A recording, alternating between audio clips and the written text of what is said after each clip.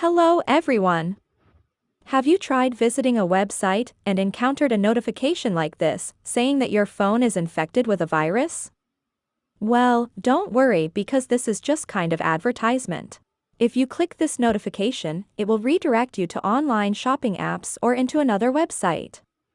So don't be scared, this is not a virus, this is just a clickbait.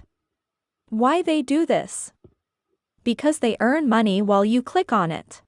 But for this video, I'll show you how to remove fake virus alert and annoying notifications coming from Chrome, and how can you prevent this.